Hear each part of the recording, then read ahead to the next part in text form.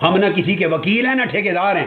اگر میں وکیل ہوں تو صرف تاجدار ختم نبوت کا وکیل ہوں، حرمت مصطفیٰ کا وکیل ہوں.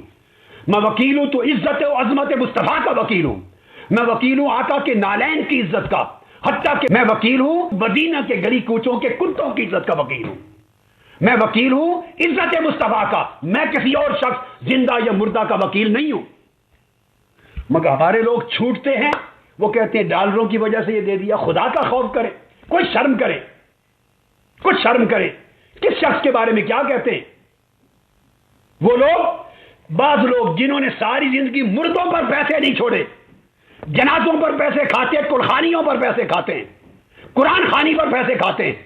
آپ کو شرم نہیں آتی اس شخص پر الزام لگاتے ہوئے کہ ڈالروں کے پاس کہہ دیا جس نے پیدائش کے دن سے آج کے دن تک روئے زمین کے کسی شخص سے $1 نہیں لیا ہے؟ اور میں لعنت بھیجتا ہوں اس شخص پر جس نے امریکہ سے پیسہ لیا ہو، جس نے برطانیہ سے لیا ہو، یورپ سے لیا ہو، آسٹریلیا سے لیا ہو، شرق سے غرب تک، شمال سے جنوب تک، دنیا کی کسی حکومت سے، کسی ایجنسی سے، کسی مسلمان اور کسی کافر سے، کسی ایجنٹ سے کوئی پیسہ لے کر دین میں تحریف کی ہو، اسے رسول پاک کی شفاعت نصیب نہ ہو، وہ جہنم کا کتا ہو، وہ مر جائے، تباہ ہو جائے. حضور اس کو نکال دے امت سے. جس شخص نے اپنی کتابوں پر کبھی پیسہ نہیں لیا، اپنی تقریروں پر زندگی پر پیسہ نہیں لیا، اپنی تصانیف کے کروڑوں روپے کی انکم سے $1 کبھی نہیں لیا، شرق کا غرب جس نے کبھی پیسہ نہیں لیا. میری ویمبلے کی ابھی تقریر سنی ہے، ویمبلے کی، جس میں کل برطانیہ، یورپ، امریکہ کی دنیا کان لگائے سن رہی تھی. ویمبلے ارینا 24 ستمبر کی تقریر سنی ہے انگلش. اس تقریر میں نے کہا ہے کہ کروڑوں کے ساتھ یہ کانفرنس ہو رہی ہے، کوئی یہ نہ سمجھے کسی نے پیسہ دیا ہوگا. میں نے کہا میں لعنت بھیجتا ہوں پیسے لینے والوں پر.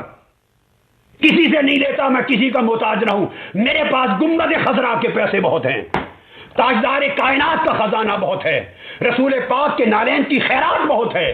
مجھے کسی کا پیسہ نہیں چاہیے، نہ لیا ہے نہ مرتے دم تک لیں گے. آپ لوگوں کو دین فروش سمجھتے ہیں اپنے اوپر قیاس کر کے. کچھ خدا کا خوف کرنا چاہیے.